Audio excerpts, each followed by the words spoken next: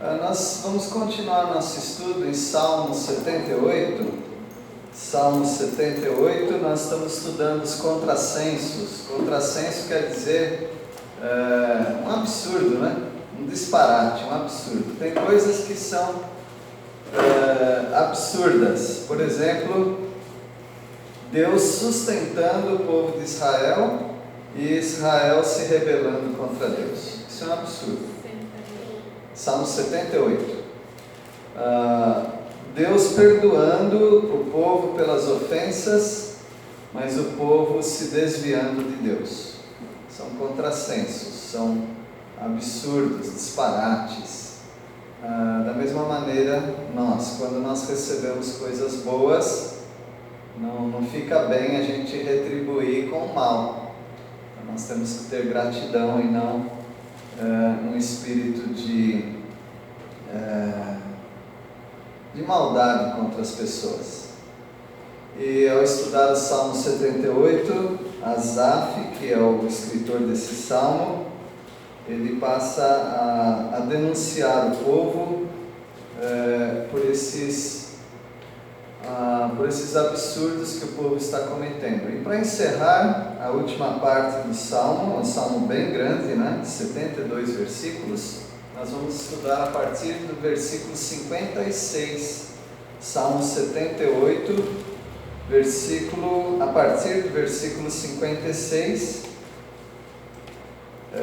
Em contrapartida, né, enquanto o povo foi mal contra Deus, que sempre foi bom, agora nós vemos Deus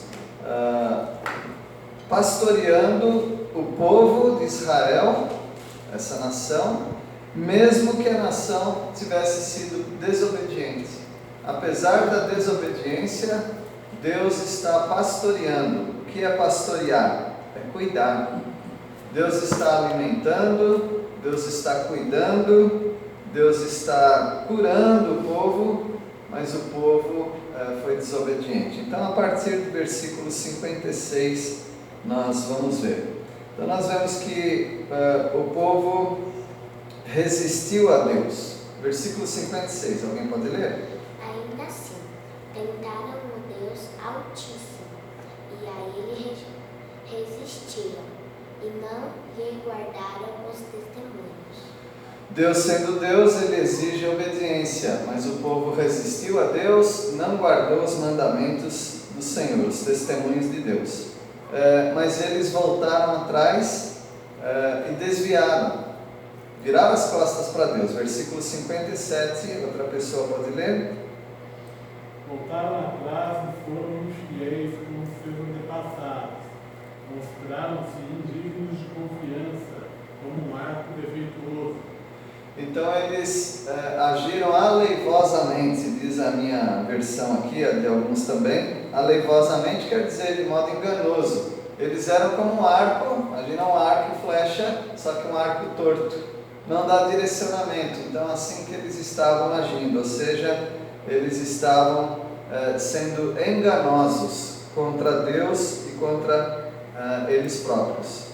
No versículo 58 nós vamos ver que eles foram idólatras contra Deus. Alguém pode ler? 58.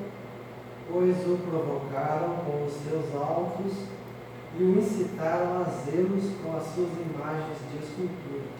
Eles estavam provocando a Deus. De que maneira eles estavam provocando a Deus? Eles não podiam ver uma montanha.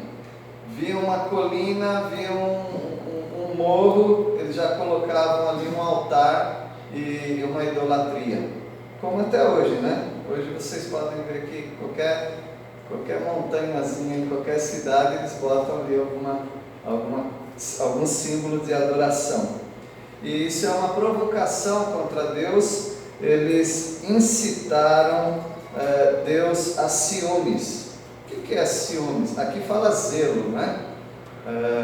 Em outra versão talvez tenha ciúmes. Incitaram ciúmes em Deus. Deus é casado com o povo, concordam? A nação de Israel é esposa de Deus, Deus Criador. E eles começaram a arrumar namorados. Quais eram os namorados? Baal, Astarote, eram nomes de deuses. Então cada deus que eles estavam adorando, que não fosse o Deus verdadeiro, Deus Criador, eles estavam flertando, eles estavam paquerando, eles estavam namorando e finalmente eles estavam adulterando contra o seu Deus verdadeiro. E nós podemos fazer isso também. Todas as vezes que nós desviamos o nosso olhar de Deus, por exemplo, hoje nós oramos. Para quem que nós oramos? Para qual santo nós oramos hoje?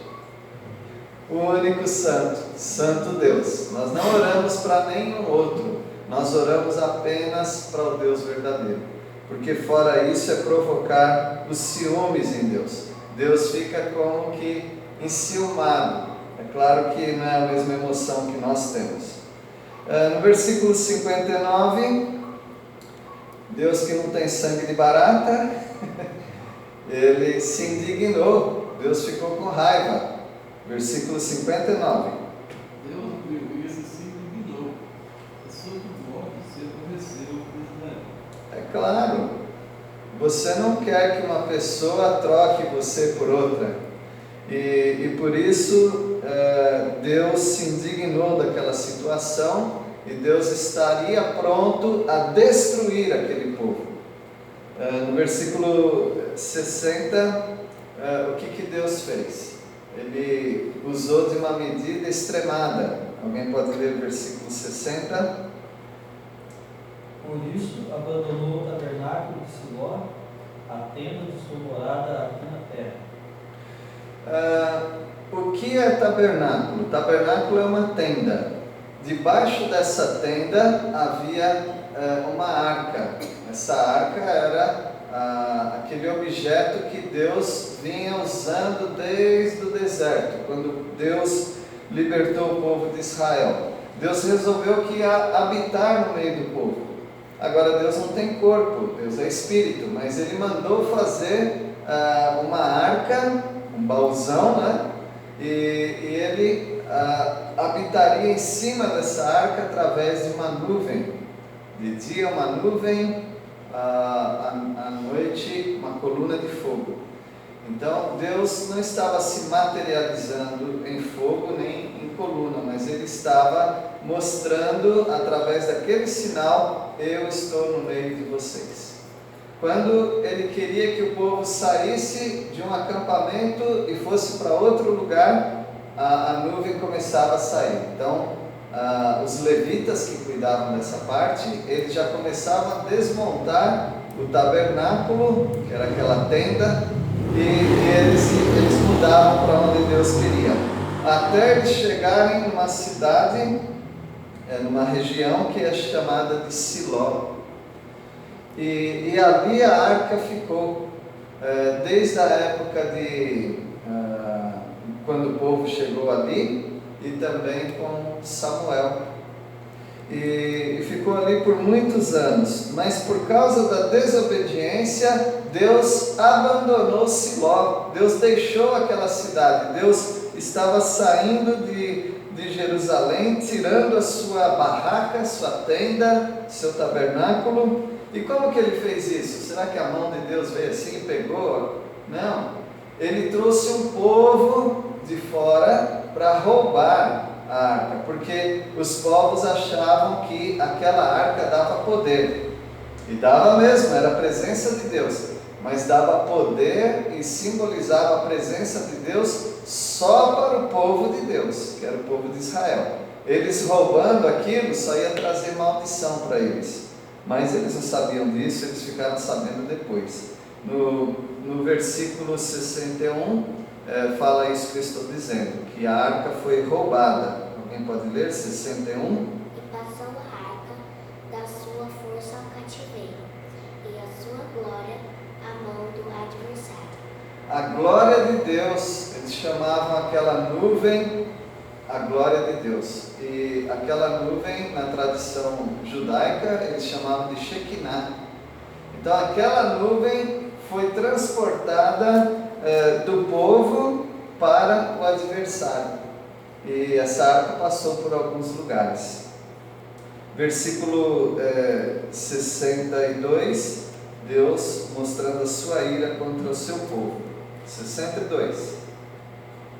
Entregou o seu povo à espada e se encolerizou contra a sua própria herança. Aí tudo começou a dar errado. Se nós abandonamos a Deus, nós não precisamos ficar tão admirados que as coisas vão dar tudo errado na nossa vida. Não no sentido de provações e sofrimento, porque isso veio para o povo de Deus também como um aperfeiçoamento. Mas, nesse caso, Deus entregou o povo para os inimigos. E os inimigos guerrearam contra Israel, e Israel não perdia uma. Israel só perdia uma batalha se estivesse em desobediência contra Deus.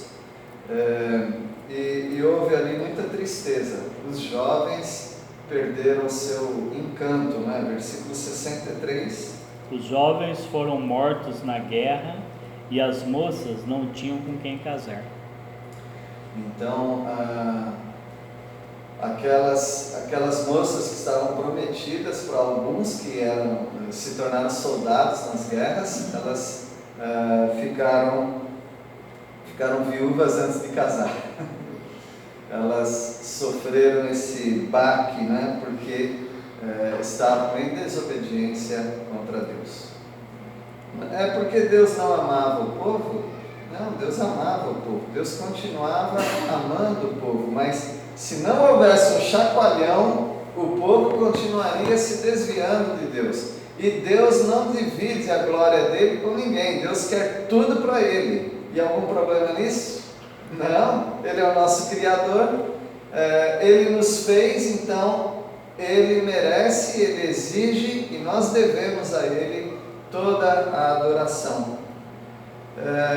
Pessoas importantes caíram naquele dia, versículo 64. Os seus sacerdotes caíram à espada, e as suas viúvas não fizeram lamentações. Vocês lembram de Eli? Foi Eli que caiu da cadeira, né? Caiu para trás, levou um susto quando soube das tragédias. Os filhos dele, sacerdotes também, Hófines e Finéias, eles morrem. Ele leva um susto, ele cai para trás, quebra o pescoço. As filhas nem conseguiam chorar pela morte na família, porque elas descobriram também que a arca do Senhor tinha sido roubada. E a arca do Senhor sendo roubada, isso era muito sério. Claro que morrer alguém da família é muito sério, mas a arca do Senhor sendo roubada é o mesmo que dizer: vocês não serão mais abençoados, porque a presença de Deus saiu do meio de vocês. Imagina, meus irmãos, se Deus nos abandonasse. Ele não vai fazer isso, ele já prometeu que não vai fazer isso, mas se Deus nos abandonasse, o que nós fizemos hoje aqui foi falar com ninguém. Nós pensamos que oramos, mas nós não teríamos falado com ninguém, porque ao orar, nós estamos falando com uma pessoa real, que é o nosso Deus, Deus verdadeiro, que responde às orações. Nós cremos nisso segundo a palavra de Deus. Mas a ausência da arca queria dizer: vocês podem orar à vontade, eu não vou ouvir mais vocês. A desobediência.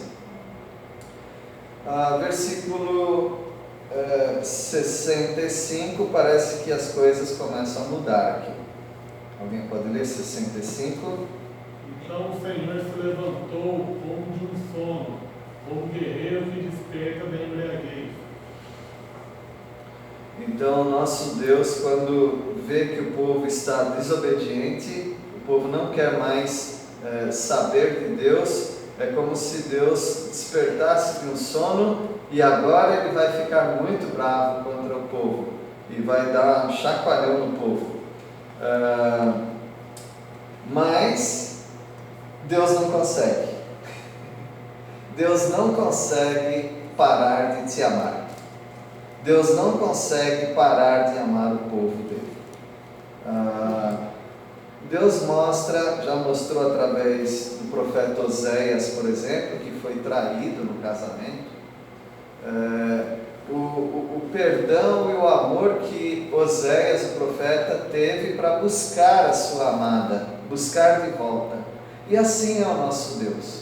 O povo está adulterando, o povo está flertando, namorando com outros deuses. E o que Deus faz?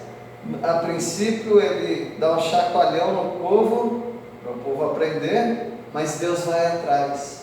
Deus vai atrás para cuidar do povo. E o versículo 66 nós vemos algo acontecendo. Alguém pode ler? Fez recuar a golpes os seus adversários e os entregou a perpétuo desprezo. Então o nosso Deus disciplina o seu próprio povo, e o nosso Deus ele também traz juízo contra as nações.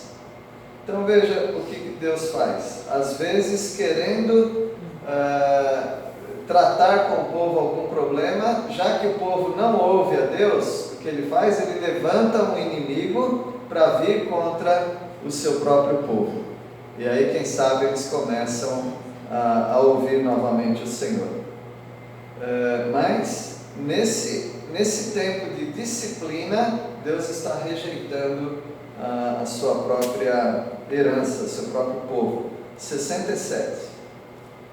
Além disso, rejeitou o tempo de José e não elegeu a tribo de Efraim. Como vocês que leem a Bíblia sabem, a nação de Israel ela foi dividida no Reino do Norte e Reino do Sul. O Reino do Norte é conhecida como Israel, ou José, ou Efraim. E Deus rejeita esse povo. Esse povo pecou tanto contra o Senhor que Deus mandou os assírios para virem e tomarem esse povo e levarem embora para o cativeiro. Versículo 68. Escolheu antes a tribo de Judá, o monte Sião, que ele amava. Por que Deus fez isso? Porque dois irmãos, né? Vamos pensar assim, a tribo do norte, as tribos do norte, 10 tribos, e 2 tribos do sul, 12 tribos, né? Por que Deus amou Judá, que é a tribo do sul, e desprezou as outras tribos? Por que vocês acham que Deus faria isso? Por que um pai chegaria ao ponto de desprezar um filho dentre os seus filhos? A questão é que Deus não desprezou ninguém, eles abandonaram a Deus. Se um filho quer fugir de casa, por exemplo, o que o pai vai fazer? Ele não tem o que fazer. Então foi eles quem se desviaram do Senhor e eles sofreram a consequência daquilo. E por isso Deus cuida da nação de Judá. Ele escolhe a nação de Judá para ser a nação que teria um rei bom que os conduzisse. Versículo 69. E construiu o seu santuário, durável como os céus e firme como a terra que fundou para sempre. E Deus começa a investir então no povo de Judá, o povo do sul. Ele manda fazer, através de Salomão, ele manda fazer um templo, porque ele habitaria naquele templo. Claro que ele não tem corpo, como nós falamos, mas seria um símbolo para a nação. E Deus escolheria um rei, um bom rei para aquela nação. Versículo 70. Também escolheu o seu servo e o tirou do aprisco das ovelhas. Deus pega um rapazinho que cuidava das ovelhas e tira esse rapaz desse pastoreio para que ele pastoreasse a nação de Judá, o povo de Deus. Deus amava muito o povo. Como Deus tem nos amado e cuidado. Deus sempre tem levantado alguém para te ajudar. Deus sempre tem levantado alguém para te pastorear, alguém para cuidar de você em oração. Você sabe que muitas pessoas dessa igreja oram pelos jovens. E talvez eles pensam fazendo suas coisas por aí, estudando, trabalhando, eles não sabem, mas tem várias mulheres, homens também, orando por esses jovens. E Deus está cuidando através da oração dessas pessoas. Como Deus ia cuidar da nação, mesmo a nação desobediente, Ele ia pastorear a nação através de Davi. Versículo 71. Tirou-o do cuidado das ovelhas e suas crias para ser o pastor de Jacó, seu povo, e de Israel, sua herança. E esse foi um ótimo rei. A nação de Israel, ela teve Davi como o seu principal rei. Inclusive todos os reis que vinham, eles eram comparados a Davi. Se um rei era bom, falava-se, ele andou nos caminhos de Davi. Se ele não era bom, então não andou nos caminhos de Davi. Davi era um exemplo. Ele soube cuidar de ovelhas e ele soube cuidar de pessoas também, porque Deus deu sabedoria. E ele era conhecido como um homem segundo o coração de Deus.